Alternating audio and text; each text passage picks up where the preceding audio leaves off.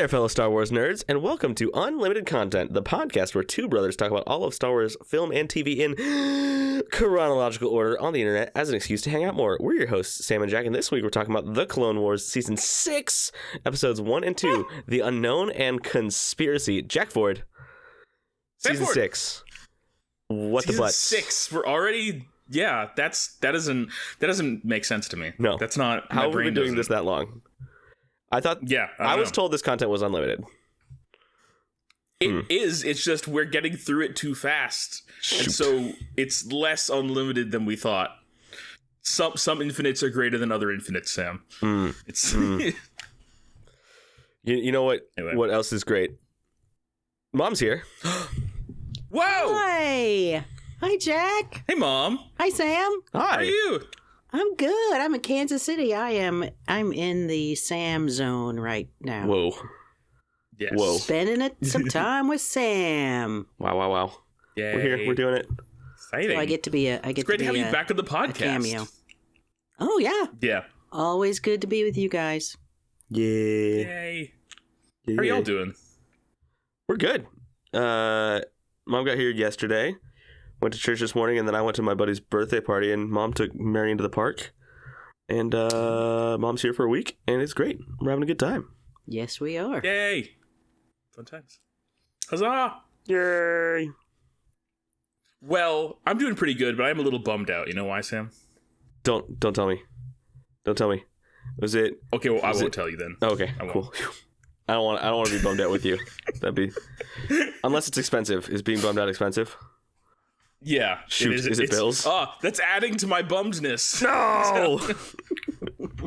It's the bills. It's all the money we have to pay to keep up this expensive podcast. This expensive That's podcast. you know, big old budget. It's a big budget podcast. We got to pay all our guests.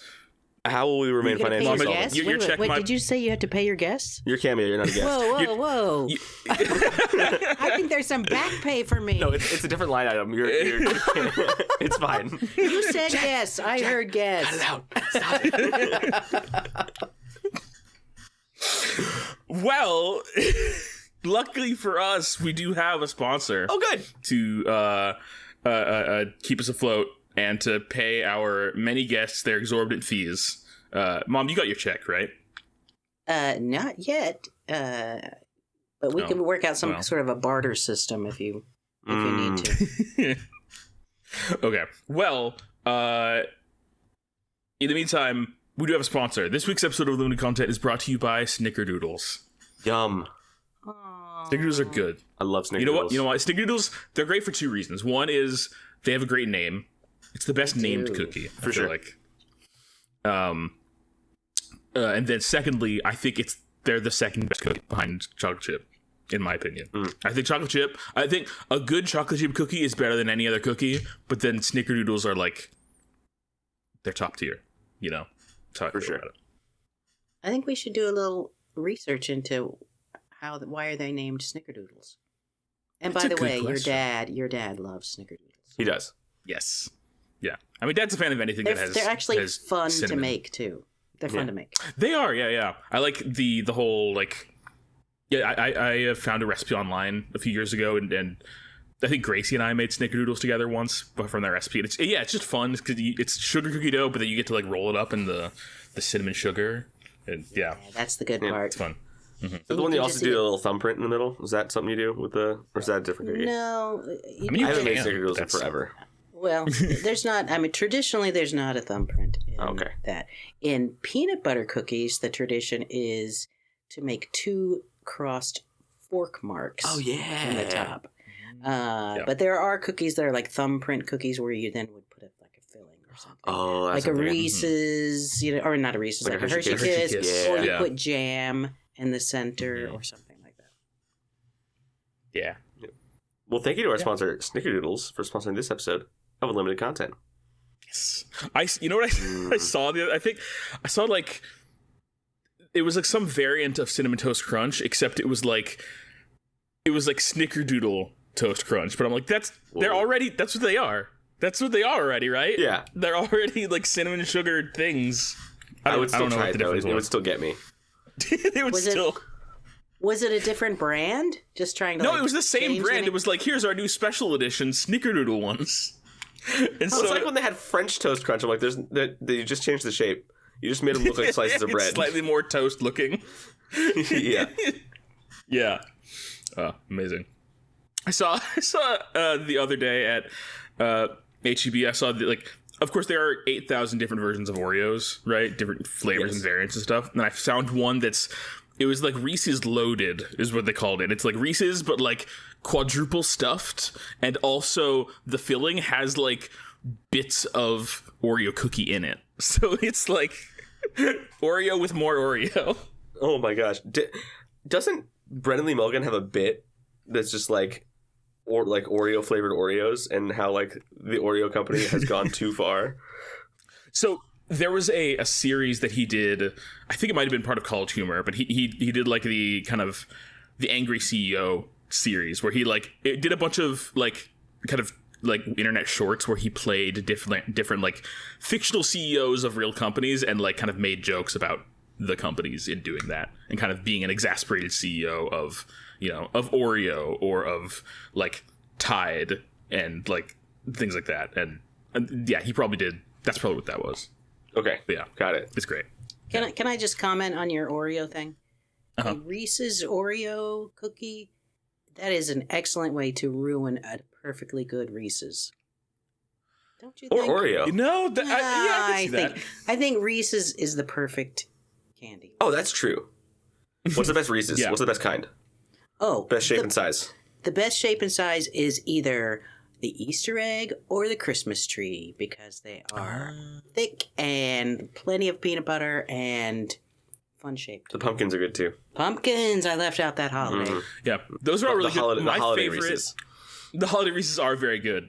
My favorite though is the smaller ones that come individually wrapped. I know that you have to unwrap them individually, the but tinfoil ones? I love the size of them and like the ratio of chocolate to peanut butter for me is perfect in those. So I like those. But then I get the guilt of seeing all the little wrappers piled up next to me. They're mocking me. Well, here's the thing: it's tinfoil, so you just crumple them all up together, and it looks like you only had one. I know. Okay. I know the strategy, Sam. You knew either way how many you had, but now you can conceal how many you had from other people. See? Okay. I'm just saying. Yeah, I wasn't trying to conceal from other people, just from myself. For my own sense of guilt. That never works. There's no escaping yourself. That's partly, I think, why I like the big ones, because you're like, one big one is like, it's not only great. one. Yeah. Yes. Well, anyway, thus ends our tangent about cookies and sweets and things. Mom, Sam, how are you guys? What have you been up to today, this week, etc.? You want to take us off, Mom? Sure. Well, I drove from Dallas to Kansas City yesterday. And I have to tell you, last time I came here, I flew, and I thought, let me try just for this money savings and flexibility of having a car to drive. It's about an 8-hour drive without stops. And I was not sure if I would be just too exhausted at the end. But for the first time ever, I usually listen to podcasts or music or something. This like time, unlimited content? No, I save that for home. I save that for when I'm painting in my studio. Oh, okay. By the way, www.ritafordart.com. ritafordart.com. You can see her art online. You can buy her art. It's in galleries. She's going places, this one. I am going places. So for the first time, I prepared and had an audiobook ready. And it was very good. And I'm not finished with the book yet, but it really made the trip just so smooth. And I actually got to Kansas City and thought, oh man, I got another hour or so left on this book. I guess I'll drive to Sam's house. I kind of thought about driving around the block a little bit. But really, wow. Of course I did not do that. But must have been a really good book. Wow. Good book, good reader of the book. This one actually was read by Tom Hanks. So just doesn't get a whole lot better. He's going places too, that one. He's going places. That he has a future.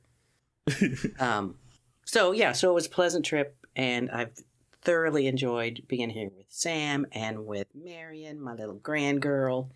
And She's pretty grand. We're playing and playing, having a good time. What was the book? I'm curious. The Dutch House. Don't tell me how it ends because I'm not done with it. Okay. The Dutch House by Anne Patchett. Cool. It's not a real action-y book, but it's a good story. Mm-hmm. Nice. Cool. Yeah. Fun. Neat. Well, that's great. What about you, Sam? How's your week been? My week has been good. The weather's been fantastic. I've been on the same route every day this week. I've been a whole down route, and it's just been nice. I've been in also in like a really nice neighborhood. Just nice, clean lawns. Not a lot of animals out. Mailboxes are very easy to find. Weather's been perfect. It's been great. Excellent. And while I've been out doing the mailman stuff, I've been hyper focusing on two new to me artists that I've been listening to a lot of. They're very different. One is Radiohead. Everyone knows Radiohead. Radiohead's great. I've been listening to a lot of Radiohead. Excellent. Big fan of Radiohead. But also Charley Crockett. Been listening to a lot. He's a country singer. Kind of like he kind of sounds like an old timey, almost like Marty Robbins kind of country. But like made now. Like if Marty Robbins made music now, I imagine this is what it would kind of sound like. Did Marty Robbins do Big Iron? Is that Marty Robbins? Yeah. Okay. With cool. Big iron on his hip. Yep, that's Marty Robbins. Yeah, so that kind of vibe. But new. I think Charley Crockett is related to Davy Crockett. I was gonna ask. That's awesome. I think he is, because he's from like the San Antonio area, and like, I've not looked it up. I've like kind of like, he's like had Do you like. think the Crockett's stayed in San Antonio after the Alamo? Well, he's from the Crockett's are from Tennessee, but then they came back to. Well, Davy stayed in after the Alamo. He stayed there. He couldn't go. He couldn't go. He died in the Alamo. Right. I'm just saying. he didn't leave. And his family said, "This is a great place to settle. Yeah, we have great memories here, right here." I looked it up. So I don't know. On his Wikipedia page, it says, raised by a single mother with an older brother and sister, Crockett grew up in a trailer park in Los Fresnos, Texas. He has claimed to be a descendant of Davy Crockett, mixed race and Jewish. So claimed. Apparently, yeah. All right. Well, I'll trust him. We'll have to get him on like Know Your Roots or something. We'll figure it out for realsies. But yeah, get him on. Know Your Roots is a great show. I need to watch more of that. That's great. Oh, we watched a show. We watched a show kind of similar. like what's it called? I forget. It's on. Know your food roots. Yeah, it's basically Know Your Roots with food. They do a genetic test so on your spaghetti. Something. Yeah. Kinda. It's hosted by Anthony, who was on Queer Eye, and it's basically Know Your Roots, but like through food, because Anthony was the food guy on Queer Eye, and like it's just like they explore your genealogy through family recipes, and like that's cool. Yeah, so the first episode we watched was Florence Pugh was the celebrity. They were kind of like, so they went back to England and learned all about her roots, and apparently she's got like a great grandfather who owned a brew pub in England and was really good at making mutton chops. So they made like lamb chops the way that he would have made his chops, and like in the place where he would have made them. And he's got real mutton chops. Oh yeah, real mutton chops. But just that kind of I don't have my phone with me, so I can't really look up what it's called. But it's a good show. It just came out. It's on Disney Plus through their like Nat Geo something or other. Remember though when they ate those kippers? Yeah. They were eating kippers at this little town. I had never known what kippers were before I like watched kippers this. are fish and they're smoked and it's like smoked whole fish. Yeah, and so they were talking about her ancestors who had, moved to this town, which was seaside, and became a fishmonger and blah, blah, blah. So then they went to this place, and this guy was like traditional smoked kippers, and then they, of course, had these sandwiches, smoked kipper sandwiches. And for the first time ever on a food show, I looked at both of those people taking the bites, and I thought, That is not convincing what they're saying about this. Their faces are not matching what their words are. I thought they're kind of faking it a little bit. They're trying to be polite and saying, Yeah, it was a very deadpan. This is very good. It was really. It's the first time I've ever seen that on a show kind of like this. Like, oh, they don't. Okay. They're not liking this really. But, the guy let him into his kitchen and showed him all his stuff. What are they going to do? Yeah. They're in the pockets of Big Kipper. Yeah. And he was that was the oyster guy. The oyster guy, he was literally sells his family. He's in the oldest oyster selling family in the world or something. Something like that. Yeah. It's like How do 6 they know generations deep. How do they know that they're the first people to be like, well, hey, I'll give you, do you want to give me some money for these oysters that I found?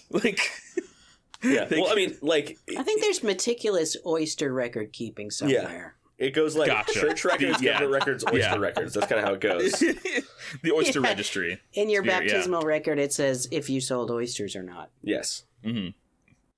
Yeah. Yeah. Elon Musk has access to the oyster registry right now. Oh, no. He's going to delete it all. Oops. He's going to delete all of our oyster records. Dang it! What will we do now? No one will know how to make oysters anymore, or who to contact about oysters. How to make oysters? Yeah, how do you do it? How do you prepare? Do you grow them? They actually do. They have oyster farms. Yeah, you gotta pick them, right? Off a tree. Yeah, pick them off the tree. Like delicious. The oyster tree. You guys got great education. I'm so glad. You paid See for it reflected. Yeah, you paid for it. Doesn't it feel great?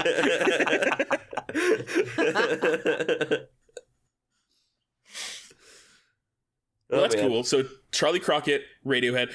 I love Radiohead, but I'm also I have to be in a very particular mood to listen to Radiohead. Yeah. I discovered that I should be in a particular mood to listen to Radiohead because I listened to him. I was telling Gracie about this, that I was particularly in my feelings one day, having a rough day, and I was listening to a lot of Radiohead. I'm like, why do I feel terrible right now?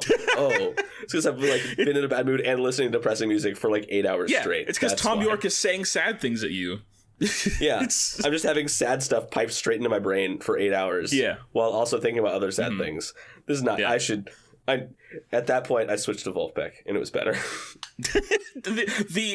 the polar opposite of Radiohead. Yeah, Antoine Stanley. Thank you. Yeah. Man, now I want a Wolfpack cover of Creep just for the dissonance of it. That'd be wild. Yeah. Yeah. Oh, anyway, that's great.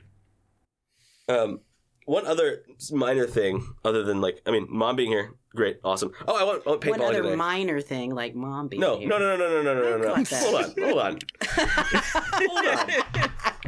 Hold on. I've just told you guys how I've had a rough week. I'm tired. My brain's not working, and I had a little slip of the tongue, and now I'm under the bus. It's fine. It's fine. Whatever. I went paintball First Tom today. York, now us. I know. Then I got hit in the face with a paintball. So what? I did actually. Yeah, I was wearing a mask, but yeah. Oh man. Yeah. Got hit in the mask. What color? Paintball. It was white. They're white paintballs. I don't know why they're all white, but they're all white. They're all white. That's kind of boring. Yeah, it was kind of weird. Yeah. I'm used to seeing yellow and orange whenever I've gone paintballing before, but yeah, they're all white. Was it in a cave? It wasn't a cave. I went paintballing in a cave. Yeah, in Subtropolis. What? What the heck are you talking about? So, Missouri... Elaborate. Famously, lots of caves in Missouri. Okay. More caves in Missouri than any other state in the Union. If you've ever read Tom Sawyer, a lot of it takes place in a cave, because it's in Missouri, and there's caves everywhere. All limestone. So this is a cave that's carved out of the side of a big limestone cliff along I think it's the Blue River. But, yeah, they have 7 different paintball courses in this giant cave under Kansas City. That's amazing. Yeah, and so it was all underground. So it's 65 degrees year round and just kind of moist and a little smelly. But the weather's perfect because you don't need to worry about it. And so we went. It was my buddy and his twin brother's 30-something birthday. I don't know. We're past 30. We don't count anymore. Their birthday. Their birthday's tomorrow. Happy birthday, Russell and Austin. But we went paintballing, and it was a lot of fun. Yeah, so we did that.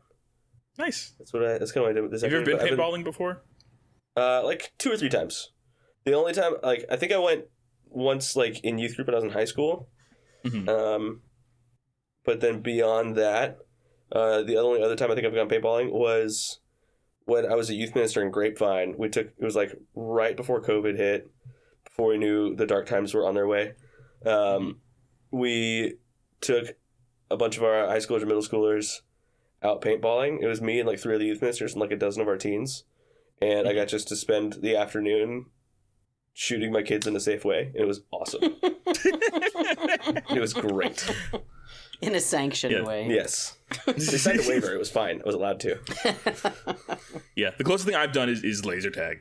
So I've done laser tag. They also have laser tag in the caves. It's cool. That sounds awesome. Cave laser tag? That sounds amazing. Yeah. It just looks like a regular laser tag place when you're inside, but it's in a cave, so. That's cool. Neat. Yeah, because it's all like dark and black light and stuff, so. Yeah, it's a lot of fun. Wait, so were the paintballs were white? Did they glow under the black lights and stuff? There weren't black lights in the paintball part. It was the black lights in the laser tag. Yeah. Well, see, I had a good idea. I had a reason for them to be lame and have white paintballs. I was like, oh, no, they glow. That's cool. But no, they're just white because they're lame. No, you're right. It's probably the cheapest one because they just sell them in bulk. I don't know. Gotcha. But, yeah. I don't know. Yep. Another thing, I realized that Dragon Ball Z has 300 episodes. You know how I know this? I was like, I'm in season 1, but I'm like at episode 95. How many episodes are in this season? It was 98. There's 98 episodes per season. And there's 3 seasons. And there's 3 seasons. Wow. That's a lot of episodes per season. Dang. Yeah. And I also realized I don't think I've seen like past season 1 before. And I think they only showed season 1 on Toonami. They only showed season 1. Gotcha. Interesting. Is this Kai that you're watching, right? Yeah, Dragon Ball Z Kai. Is Kai abridged at all, or is it just like slightly? Okay, so it's not like it's even short. This is like not even the longest that it could be. Right. Yeah. And I skipped Dragon Ball completely. I'm just doing just Dragon Ball Z. So I went through the entire like all of season 1 is like Goku realizes he's a Saiyan, Vegeta shows up, and then they go and fight Frieza, and then they come back and they fight the androids and Cell, and Trunks shows up and it's fun, and then that's the end of season 1. And then season it takes 2 is 98 episodes to do those things, to fight 4 people or whatever. Yeah, it does. That's Dragon Ball for you. That's Dragon Ball. Amazing. Yep. Yeah. Meanwhile, One Piece has over 1,000 episodes now. And so I was telling Mom. I was like, I told her there's 300 episodes. She's like, that's insane. I'm like, oh, well, there's One Piece. Yeah. One Piece is an anime. I talked about it on the podcast on an episode that hasn't come out yet, but it's an anime that's a very long-running, very, like, globally successful anime that's over 1,000 episodes long now. It's about pirates, and it's fun. And I started watching it. Started watching an abridged version of it, because I'm not going to be watching all 1,000 episodes. But 1,000 episodes. How long is one episode, and when did they start producing this? it started in like 1999 or something, like late 90s, something like that. It's still going. And it's and they've been releasing like it just hasn't stopped. And it's like it's like a 22-minute episode per episode. Yeah. Something like that. But still, that's 22,000 minutes of episodes. Yeah. Yep. And that's not counting the like 14 movies that they have. Yeah. Wow. We should have had an unlimited podcast about that. But that's the unlimited that's content. Truly right unlimited. Yeah. Talk about unlimited content. Yeah. Yep. Yeah. Anyway, well, cool. DBZ, still fun. Still enjoy it. It's still fun. Yeah. Yeah. It's weird just because like there's no like. Now I'm just like into the story. This is not just like a nostalgia trip for me anymore. I'm like, oh, this is new. I need to watch this. Yeah. This is fun. You're past the bit that's like familiar. Yeah. Yeah. Yep. Well, neat.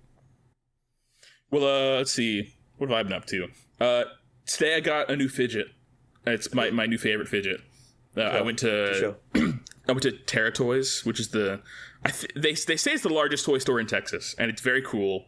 And it's just it's all one story, but it's sprawling and it's full of it's like the coolest kind of toy store because it's all like toys that are either cool or interesting or like classic. So there's lots of like wooden toys and like tin stuff and like collectors things and also like cool like science kits, and they've got like dollhouse stuff and they've got puppets and they've got board games, and it's just kind of everything, and it's super cool. It's great.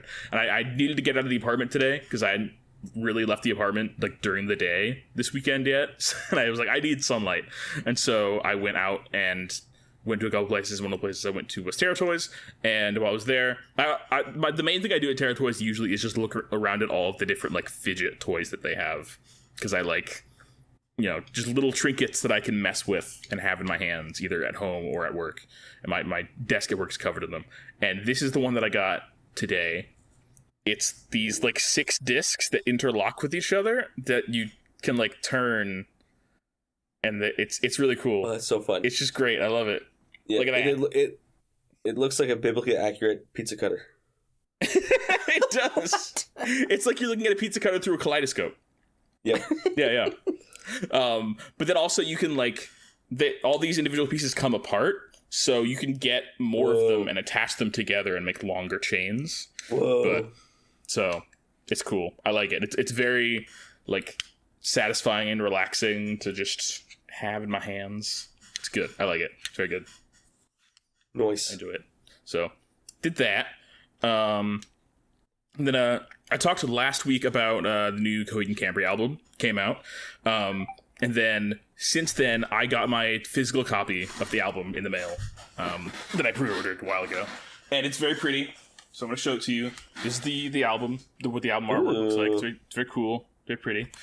There's the back, and then it like folds out and opens up, and it's a big old thing. It's giant. It's a trifold. You can't even fit on the camera. I can't even fit it on the camera. It's so cool. Anyway, yeah. But then the coolest part is there were like, I think 7 variants of this vinyl that came out that were all like different colors or patterns. And this is the one that I like the most. So this is the one I pre-ordered. It's a black and magenta, like tie-dye sort of swirl situation. This is what it looks like. Whoa. Look at that. Isn't that cool? Yeah. Isn't that the coolest? It's awesome. I love it. I like it a lot. It's 2 of these, 2 discs. So. Nice. Yep. So I've been listening to that album more, and like, as I kind of mentioned last time, I liked it the first time through, and then the more that I've been listening to it, the more I feel like, the first time you listen to an album, you have to kind of get used to the way that it sounds and be like, just kind of have it in your brain for the first time, and then you can like listen to it again and like really process it and like enjoy it. And that's kind of like the way it's been. So I've listened to the album like 5 times now, maybe, and I love it. It's great. I think it's great. Nice. It's not my favorite. Like, I think the album before this one I like better, probably overall, but it's a great album still. So, very happy with that. So that's cool. And then, in other music news, not news, but just news for me in terms of the things that I've been listening to. Sam, you listened to Lawrence, right? We've talked about Lawrence I love Lawrence. Yeah, I hadn't listened to Lawrence for a while, and I didn't know that they came out with like a full album last year, like a full new album. Oh. Called Family Business. I think I knew that. Yeah, I didn't know about it. I think one of the songs from the album came up in my recommendeds, and I was like, oh, there's new Lawrence. Oh, there's a whole album that came out last year that I just know about. Nice. So I've listened to that a few times and really love that. Lawrence is a great band. Yeah, so that's good. It's another thing I've been listening to. And then the other thing I've just kind of been working on lately is I've talked briefly before on the podcast about the Game Lad, the gift I gave you guys for Christmas this past year, the Game Boy thing. Do you have it? Are you right here. Pulling? Oh, there it is. It's the Lad. There he is. Yeah, so I've been wanting to I've been wanting to have like a YouTube channel where I like regularly make videos for kind of a long time now. And for a few years I was doing like blog posts, and because I enjoy writing, but I think I I don't enjoy writing as much as doing writing and other things, because I feel like I put more pressure on myself when it's just writing, because then all of the focus is on like one craft, whereas I like doing a lot of different things, and it's more fun to me to like write a video and then make a video, because then there's like more media, more kind of different disciplines involved, and it's just more fun for me, and it's also less pressure on like any individual aspect of it. Like, if the writing isn't like amazing, I can still have like cool visuals and stuff that like, and like the editing, and there are other aspects of it that I feel like help me kind of alleviate some of my like kind of self-induced pressure and perfectionism. So I've been wanting to like do YouTube stuff for a while, and I've like come up with a bunch of new ideas for videos that I want to make, just about stuff in general. And like my goal, once I get this really rolling, is to do like a video a month. So and like it's probably like 50-50, like half my video ideas are related to video games and half are just about other miscellaneous stuff. So they're kind of the same sort of stuff that I have been blogging about. So like mental health and things like that. But my first video that I'm gonna kick this all off with, that I'm in the process of making, is a video about the making of the game Lad, and just like the creative process behind putting together the list of games and deciding what system I wanted to use and making the manual and all that.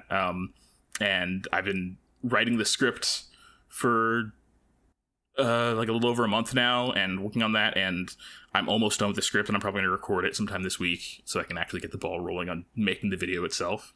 So that's exciting. And now that I'm like close to the end of like finalizing the script, I was like, how long is this? And how long is this video going to end up being? Because I didn't really have any concept of how like, how big this video is going to end up being. So I went online and found like there's a website that you type in like, how many words does this, if you have like 8,000 words or something, it'll tell you like at this many words per minute, this is how long it will take you to read this out loud, kind of thing. And so it'll be like, this is the average reading speed. And so just kind of get a rough estimate of like, how long is this video going to be?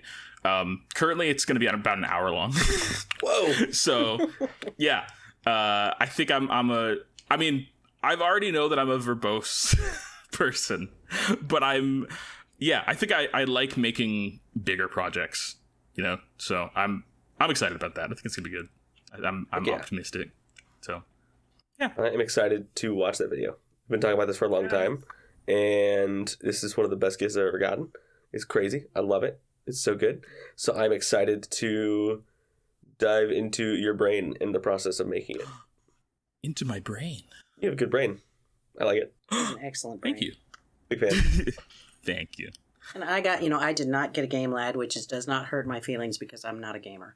But I was there in the room when Gracie, who was the first one of your siblings to receive this gift, when she was opening it, and we were all watching her, and her reaction was so big, and it was just like layers of reaction as she realized all the work that went into it and how cool it was. She was a bit my sister and her husband were there. It was Christmas time, and they were there. And my sister, her jaw was just like dropping farther and farther to the floor as she was hearing more and more about what it was and what the work you put into it. And now that I know you're doing a video, I wish we had videoed that reaction, because we did. Did we? I did. Yeah, I was recording it on my phone. Oh, well, there. So. Then, okay, good. Excellent. Yeah.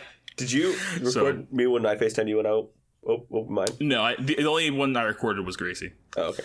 But because I did open it on FaceTime with you. Yes, I do remember that. Yeah. Yeah. And what was your reaction? It was big. It was good. What was my reaction? You tell me. I feel like you and Max had a similar reaction. I mean, Max was like, he opened his not on camera in front of me. Like, he texted me about it, like after he had opened it and stuff. But like I get the impression that you guys' impression played out in a similar way, where it was like, you opened it up and like saw what it was and was like, oh, this is cool. It's like a Game Boy thing. That's neat. And then like a slow, like dawning realization of, oh, Jack is insane. Like realizing the extent to which there's more to the gift than just like, oh, I got you like a game thing. Layers and layers. Yeah. It's the, oh, you're a little nuts for this. It was not nuts. It was an extravagant gift. Really. So much work that went into it. It's marvelous. I'll say that. Yeah. Well, I like giving gifts, and it's fun to give good gifts, I think, and I like, coming up with things that I think people will enjoy, and also it was just like a fun creative project for me because I got to learn things, and it was like part of the reason I wanted to like make a video about the making of the Game Lad is because the creative process of making it was so fulfilling and engaging and exciting to me, and like making the Game Lad and spending those few months working on that reminded me kind of how much better like I feel like mentally and emotionally when I'm like working on something creative, like actively, when I'm like in a groove and I have that momentum going. And so my hope with the video was to like take that excitement and channel into another creative project so I can keep that momentum going. Of course it also all helped that it was a thing that I love, video games and emulation stuff. So yeah, but I also didn't want it to be like I'm giving you a thing that I like because I like it. I wanted it to be like, here's a thing that I wanted it to. The reason I put so much work into it is I wanted it to be something that was like, I didn't want it to seem like I'm giving you this because I think it's cool. I wanted to give it to you and share with you my joy of enjoying the thing and be like, I think you could enjoy this, and here's my way of helping you to like to get into that in a way that's like straightforward and like frictionless, because like I don't expect any of you to like necessarily want to get in as deep into this hobby as I am, but there are aspects of it I just like, it makes me happy, and so I want to like share that joy with other people, so yeah, anyway. Well, I think you hit the bullseye for sure. Yay, thank you. All right, well, do we have any Star Wars news? I don't think so. Not really. We're just waiting on, Mom, do you know Andor season 2 is coming out soon? No, I did not know that. That makes me excited. Yes, because you love Andor, you've said. I do love Andor. It was like opera. It was, It's excellent. It's amazing. It was excellent. Mm-hmm. Oh, we do have some news. You told me that Comic-Con is in town this weekend. David Tennant is in town. Yeah, David Tennant's in Kansas City this or was this weekend. Oh! Yeah. Yang. What's up? Yang. Cool. Yep. And Christopher Lloyd, also from Star Wars. Yeah, from The Mandalorian, when he was the separatist guy in the separatist sympathizer in the New Republic. Incredible. What an incredible idea. Oh, amazing. Well, that's cool. But Andor season 2, which is going to be the final season, is premiering next month in April. And it's going to be, the release schedule is like, my understanding is that the season is split into 3 eras, like 3 time periods. There's like 2 time skips basically. And so we're getting like 3 episodes at a time or something. So like we're basically getting a Star Wars movie a week for whenever that comes out. Yeah. So when they release it, it's going to be, those episodes will just be released a week apart? Or it won't be like, here's 3 episodes, then you got to wait another 6 months or something? I think it's not like 6 months. It's like a week or 2. Yeah, like it's like a regular release schedule, except instead of releasing 1 at a time, they're releasing like 3 at a time. Yeah, cool. Something like that. Yeah. Did you not know that, Sam? No, I mean, I don't think I did. That it was 3 episodes at a time. I'm gonna look it up real quick to make sure I'm not totally wrong about that. I believe you. I don't entirely believe myself, which is why I'm looking it up.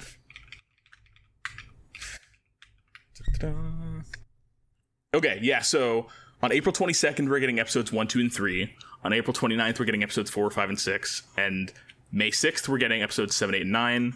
And then May 13th, we're getting episodes 10, 11, and 12. And it says a year will pass every 3 episodes. This is a 4-year period. Mm-hmm. Okay. Yeah. So, yeah. We're getting essentially a 3-hour movie, a 3-hour Star Wars movie every week for like a month. A 3-hour Andor movie. Yeah, a 3-hour prestige, the best kind. Yeah. Yeah, this isn't a 3-hour Book of Boba Fett. This is 3-hour Andor. Peak Star Wars. Yes. Not to say Book of Boba Fett isn't peak Star Wars, but you would never say that. I would never say that. Yeah. Yeah, I'm excited for Andor. I'm very excited. I'm like not just like we talked about a little bit about this in a previous episode, but just like A, I'm excited for it because Andor is so good, and B, because I mean, talk about a more like, could there possibly be a more appropriate moment like culturally for this show to come out? You know, like unfortunately, but like it's yeah, it's awesome. I'm excited. It's very good. Yeah. Well, I think that's all we've got to talk about before going to the main segment. Mom, are you joining us for the main segment, or are you gonna? I am not. Bounce? I'm signing off. Okie doke. Well, thank you for joining us, Mom. I love having you as a guest It's again. fun to hang out with you guys. Yay! Yeah. Yeah. So now Sam gets both his ears of his headphones back now. Yeah, they're currently with me. sharing. Sam took some of his over-the-ear headphones and split them in half, and Mom and Sam are both holding one cup up to their ear. We look like old radio stars, you know. Yeah, you do. You look like you're like, you're talking to somebody over like you're on the air with unlimited content. Yeah. Yeah. Okay, well, thanks for having me on, and you guys can't wait to hear it on the podcast. Yay! All right, All right. bye. Love you guys. Love you, Mom. Bye, Mom. Bye. Okay, now I have to hold both of them like this the whole time. Just like this. You can't reassemble them? No, I can't. Give me a second. Okay. I'm going to turn on my fan, so hold on. This isn't going as planned. Nothing to see here. Well, here we are, Sam. Season 6 of the Clone Wars. How What the heck? butt did we... What How in the butt? How the What butt? in the butt? That's what I always say. You do always say that. So this week we're talking about the Clone Wars, Season 6, Episodes 1 and 2, The Unknown and Conspiracy, the first 2 episodes of a 4-episode arc. Sam, where does this episode take place in the timeline of the Star War? We're in 19 BBY. You know it. Whoa! You know it. Amazing! I know it. We all know it. You want to take us away? Sure. Take it away. So, take the take first us episode into of this it. 4-episode arc in which we're doing the first half is called The Unknown. The moral. The truth about yourself is always the hardest to accept. How true. Individual defense. All right. Battle for Ringo Vinda. Republic forces are locked in a heated combat with the droid armada on a massive space station that encircles an entire planet. Anakin Skywalker valiantly leads his men against the onslaught, which has lasted several rotations with neither side gaining any ground. Aided by the twin sister Jedi's masters Tipli and Tiplar, the Republic now mounts a desperate offensive to break the deadlock. I just say this opening battle sequence is some of like the coolest, most intense fighting we've seen in the Clone Wars yet. Yes, it's so cool because you can see how like this is late Clone Wars, because I mean late Clone Wars in terms of the show, because the animation and the staging and everything is also good, but also late Clone Wars literally in that, you know, they are a well-oiled machine by this point. All the clones and the Jedi working together and like just taking out hordes of droids super efficiently, and it's great. It's so cool. Yeah. It's very cool. All right. On a mission to retake the Ring space station in Ringo Vinda's orbit, Jedi Anakin Skywalker and twin Jedi Masters Tiplar and Tipli lead several clone trooper detachments against the occupying droid force under Admiral Trench. He's back. Among them are Clone Captain Rex, ARC Trooper 5s, and Clone Trooper Tup. However, Tup has lately been plagued by strange mental disorders, which leave him temporarily confused. When the Jedi and clone forces fight their way through the station's command center, Tup suddenly goes into some form of trance, constantly muttering, "Good soldiers follow orders." Good soldiers follow orders. Good soldiers follow orders. Yeah. Can I just say, I watched Mom's in Town. Me and Mom and Marion were all up this morning, and I had ordered Walmart delivery because I was out of a lot of things for breakfast. So we're waiting for like that to show up. And so over breakfast, we're watching these episodes. Me, Mom, and Marion. And I was like, oh, it's Clone Wars. It'll be fine. And I'm like, oh, this is where we introduce, oh no, I should not have watched this. We did anyway. But so Marion watched this with us. No. Yeah. I was like, oh, this is dark. Oh no. She kept asking, are those the bad guys? I'm like, well, it's complicated. Are those bad guys? Well, I mean, explain to me. Yeah. See, Marion, the villains are on all sides, actually. Yeah. Yeah. You see. Yeah, oops. Yeah, there's really only one villain, but also they're all villains, but I don't know. It's complicated. It's complicated. Yeah. Yeah, the war is the real villain here. War is the real villain. I think that's what we all learned here. Yep. But yeah, war is truly the friends we made along the way. Yeah, she kept asking, are those the bad guys? And can we watch my Star Wars, meaning Young Jedi Adventures? It's like, after this, can we watch my Star Wars? Well, no, man, we gotta go to church after this, but maybe. Yeah. Okay, great. Upon seeing Tiplar, Young Jedi Adventures addresses Order 66. Oh no, there's a reason. Well, here's the thing. So I was about to say, well, there's a reason it takes place in the High Republic, but it does feature, what is it, Starlight Beacon,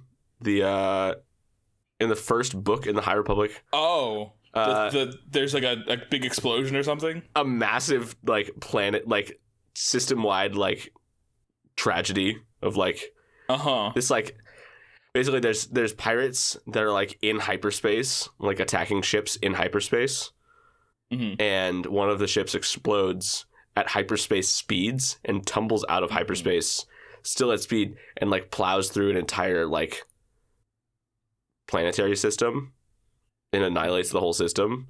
And Starlight Beacon is like this like new Jedi space station thing that's like the crown of the Republic, and it's like the height of achievement and stuff, and it gets caught up in this whole explosion thing, and it's like this whole big, I don't want to say natural disaster, but like that scale of disaster is what kicks off like the High Republic like book series, and it's like featured in like they go there in go to the place. They go to that place, and with Jedi who die in the book. Like, like early in the book. See, now I'm just imagining like, you know, a kid like growing up with this, and then, you know, they get to like middle school and they're like, I'm finally old enough to read these other books, and they get to, and then like they're like, it's like if you found out that like Steve from Blue's Clues, when he left, he actually like died, which is what people thought for a while. But no, he's alive and well and precious. Yeah. Oh, he's the best. Okay. All right. Anyway, good soldiers follow orders. Upon seeing Tiplar while in one of these blackouts, Tup unexpectedly sneaks up on her and kills her with a blaster shot to the head. This unexpected attack disrupts the battle schedule and composure of the Republic troops, forcing them to retreat. Tup is checked for medical disorders, but strangely no clues to his bizarre condition, which makes him alternate between trances and clear moments where he has no memories of his blackouts are found. Suspecting a separatist plot behind this irrationality, Anakin decides to have Tup brought back to Kamino for a more thorough check.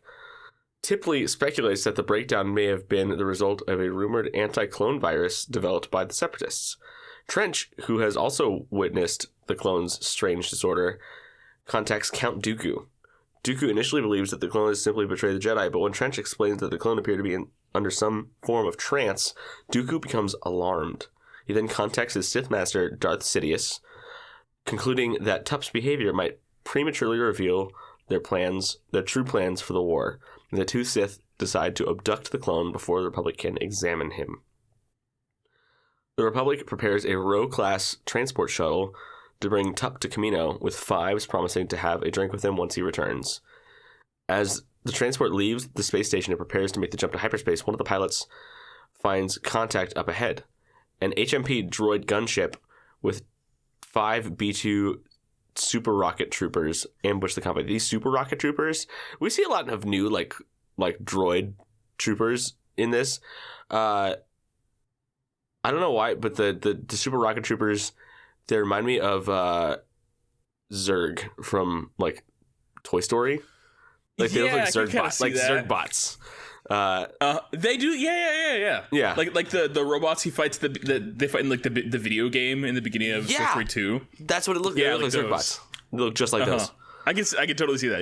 Yeah. That's awesome. That's what they were from the beginning of Toy Story 2. That's what it was. Yeah, I was like, where have I seen those before? Game. Yes. Yeah. Yep. Okay.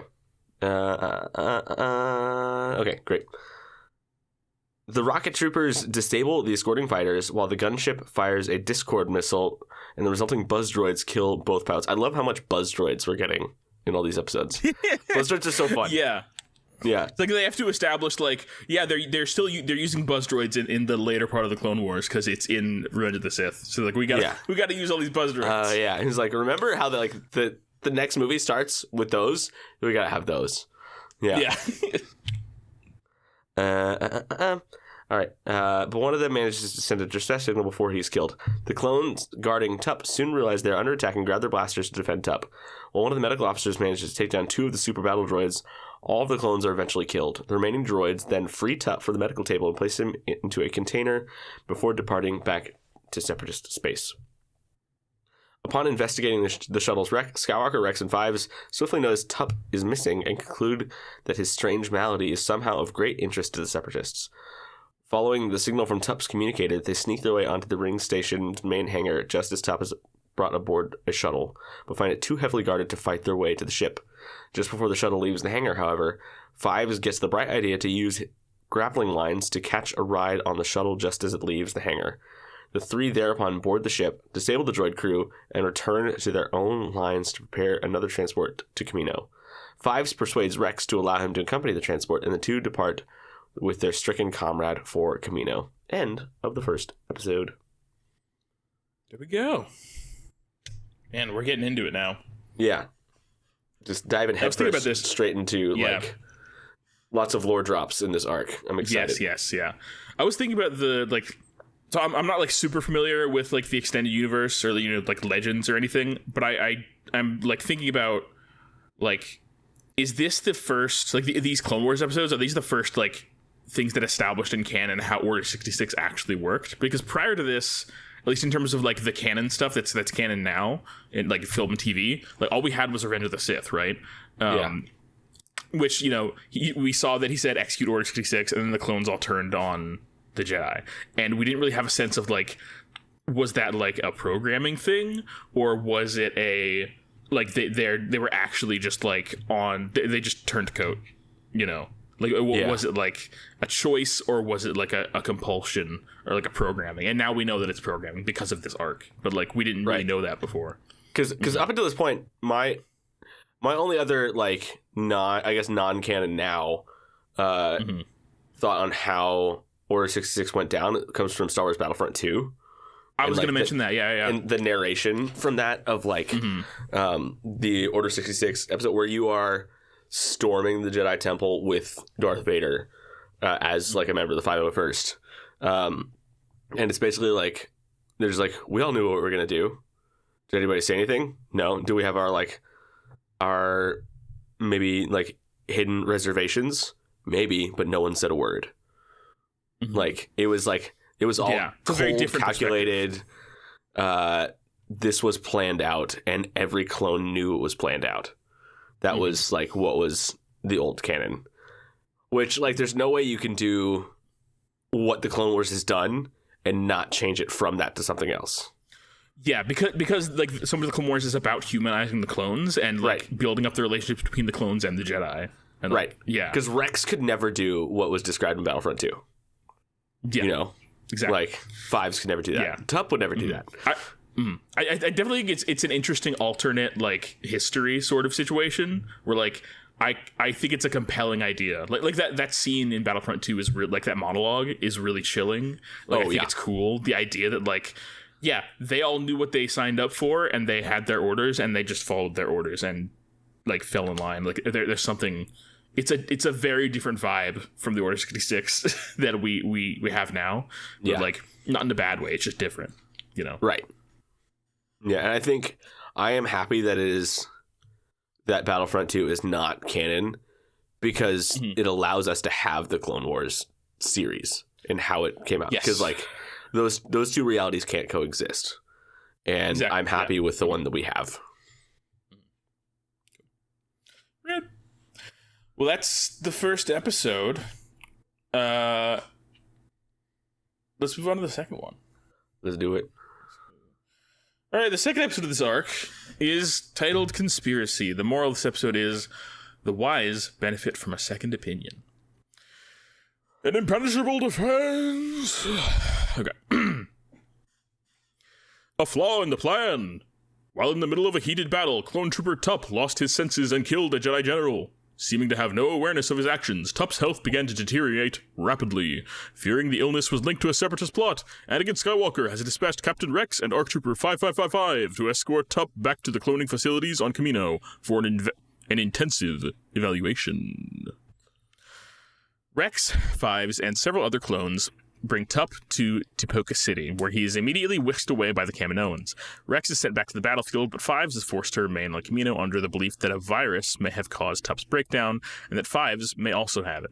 Fives is quarantined to a room which has a window where he can see Tup being operated on. Fives is increasingly concerned at Tup's discomfort during the procedure, but his protests only lead the Kaminoans to block his view. Fives is then seen by the droid AZ-3, who reveals to him that he will not be let out until Tup's condition is determined. Love AZ-3. Love him. Oh, yeah.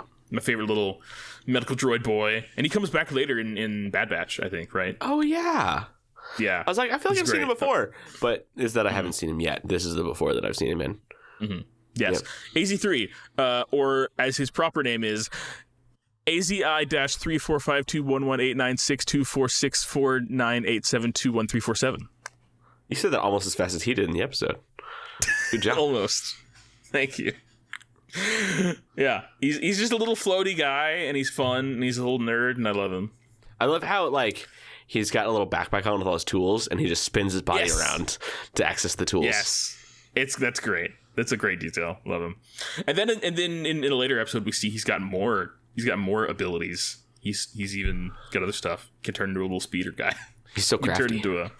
He's so crafty. He's a little transformer. Transformers. More than meets the eye. Dare to be stupid. Yeah. Yeah. Tup's results come back negative for a virus, leading to much confusion. Suddenly, Tup awakes and blabbers about killing Jedi, making Shaak Ti wonder if this is a separatist brainwashing plot. Nala Se and Shaak Ti continue debating on Tup's condition and arguing on who has more authority over the clones. Nala Se, by the way, another character that we end up seeing a lot more of in the Bad Batch. So, Yeah, is this the first time we've seen Nala Se, or was she in Attack of the Clones? I don't know. I'm gonna click on it. I'm gonna click on her. Hold on. Appearances. First appearance was in Star Wars: The Clone Wars. Yeah, so not in this episode, but earlier in the Clone Wars series was her first appearance. Okay. So yeah, she was not in the movie. It looks like at least Another not Camino arc. Mm-hmm. Yeah. It was in the Malevolence arc. So like, Oh, that's early. mm-hmm. Yeah, episode 3 of the series. I don't know if it's episode 3 chronologically, but it's episode 3 of season 1. So Yeah, that was one of the first episodes we did for the podcast. Was that the one Andy was on? True. I believe so. Yeah, Andy was on for the Malevolence arc. Yeah. Okay. All right. Meanwhile, AZ-3 returns to Five's quarters, where he and the clone have an argument about whether clones should be known by their names or numbers. there was a funny moment here when, I think this is a neat scene because it's like, it goes to show how different things are at this point in the war relative to like the beginning of the Clone Wars, because Five is talking about like no clone goes by numbers anymore, like. But his Like, name is that's literally just Fives, which is funny. Well, that's the other thing. Yeah. So like, I love that one they hand, made this clone to make that argument.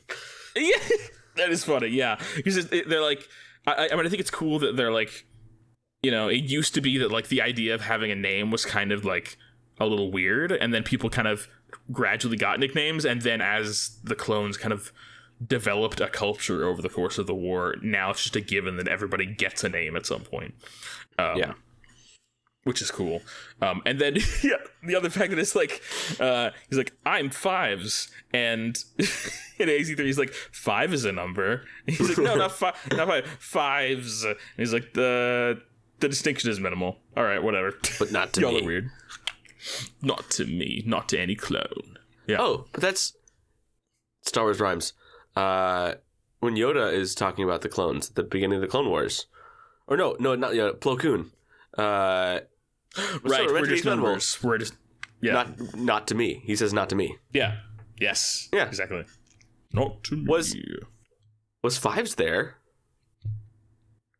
Did Plo Koon say that to Fives? Hold on. I think that was the Malevolence arc, wasn't it? Yeah. That was what Andy was there for. Yeah. Hold on.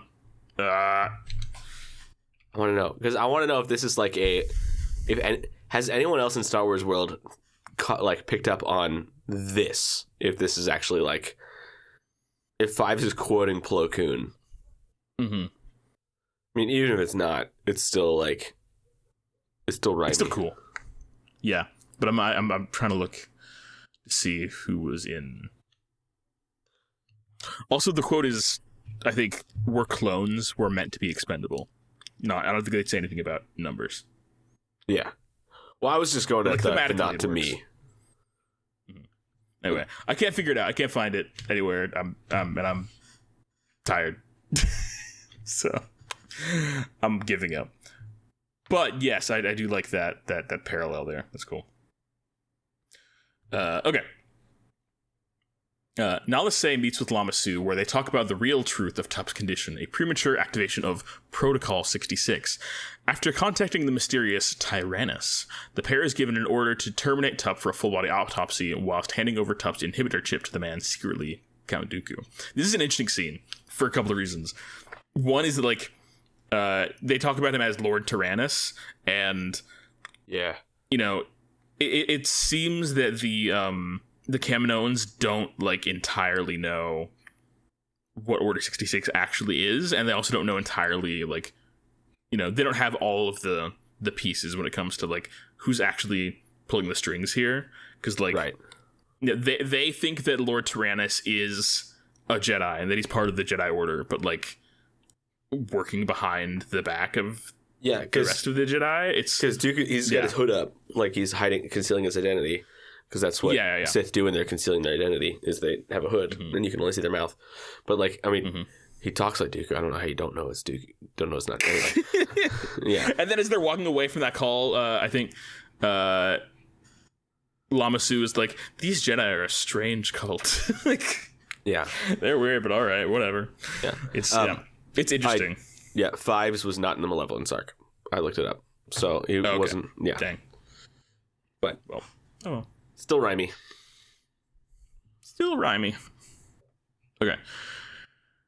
After being convinced by Fives that his duty of saving a patient's life overrides all orders, AZ3 proceeds to do an atomic-level brain scan on Tup, whereby they discover a tumor, which is in fact his inhibitor chip.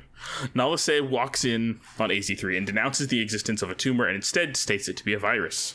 Back in Fives' medical room, he decries the plans for Tup's termination and convinces AZ3 to do a biopsy. After setting a false intruder alarm, AZ3 extracts the tumor from Tup's brain, only to have Nala Se and Shakti walk on them. Tup awakens and tells Fives of a mission in all the clones' dreams that never ends. Declaring the mission a nightmare, Tup announces that it is the end for him and that he is free. Tup then immediately dies, leaving Fives grieving at his side.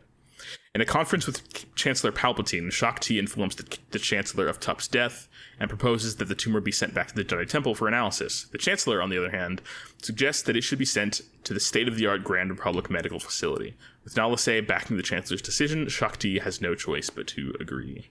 End of the second episode. Dun, dun, dun. Ta-da-da! Gonna pour one out for Tup in the arms of an angel. In the arms! Yeah. It's a bummer. Poor Tup. Poor Tup. Yeah. And he's not the only casualty of this arc, so we'll have more in the arms of the angels. Yeah, I've blocked a lot of this out of my brain. This arc is so good and exciting and cool and thrilling and full of lore drops, and it's also very sad and tragic. Right. Great. Yeah. Yeah. One thing I did occur to me while watching this episode is that like we've kind of poked fun at Tim Curry's Palpatine, but I think he's a good he's a good emperor. He's good like he's good Sidious. Yeah. He's a good Sidious. He's not a great Chancellor Palpatine. Yeah. Yeah. I'd agree with that. That's what I. Yeah. It sounds a little too Nigel Thornberry to be a good. Yeah. Smashing. Smashing. Yeah. This was a cool episode. I love AZ3. I love the whole like back and forth between Fives and AZ and like the sort of budding, sort of like weird buddy cop friendship that they kind of That's a good way to put it. Yeah. Build up. It's sort of cool like banter-y situation. I also like the fact that he's able to kind of use logic to be like, your first priority is to save the patient, so come break the rules with me. Like, yeah, it's that's smart. Yeah. AZ3 also has a great line where he's like, I have always wanted feelings. Too bad I don't have any. Oh well. And just leaves. Zips away. Yeah, but I do not. Oh well. Goodbye. Yeah. We got some good in this arc. We got some good slapstick droid humor as well. When Anakin and the clone troopers are infiltrating the droid ship that has Tup, there's the two battle droid pilots are like, we're somehow experiencing drag out in space. Yeah, I don't know. And it's because they were like, they had grappling hooked onto the ship, and that was causing drag. Yeah. You were experiencing drag in the void of space, the frictionless void of space. Yeah. Yep. And then later, when there's like actually on board fighting and like destroying all the droids up in the pilot's seat like turn around and they're like, now we're experiencing turbulence. What? Then get sliced in half. Oops. Yeah. It's great. This is a great move. And then Anakin's like grabs the tactical droid. He's like, tell me what you know. Tell me what are you doing with Tub? And he's like, I am programmed to resist intimidation. And then just immediately chops his head off. He's like, yeah, no, I'm not going to be able to do anything with this. Yeah. I love that Anakin's spacesuit is just a fishbowl and a jumpsuit. It's great. It's the same one from, that we've seen before, right? Yeah. I just think it's silly. No, it's great. Yeah. It's a little bit Buzz Lightyear-y. It is Buzz Lightyear-y. That's what I was thinking. Mm-hmm. Yeah. Yeah. Yeah, speaking of Zurg, right? Yep. See? It rhymes. See? It rhymes with Toy Story things. Yeah. That was the intention. Yep. Well, Sam, what's your favorite part of these episodes? Oh man. I don't know. I think I just like how much more like serious the Clone Wars get. Like this is no longer like a show for kids. This is like this is just Star Wars that happens to be animated. Like there's a lot of, and it's also like stuff that's like actively constantly contributing to the expansion of the lore of the movies, right, which is cool, exciting. Yeah, we're just in it now. Yeah, I really like that. As you mentioned, I really like that opening fight in the first episode on the ship, and I also liked the just the whole like AZ3 and Five's relationship and them working together to like sneak around and do stuff, and yeah, that was cool. Like that. It was cool. MVP. It's gonna be Fives, right? It's Fives. It's Fives. Main character kills. No main characters kill anybody. Yeah.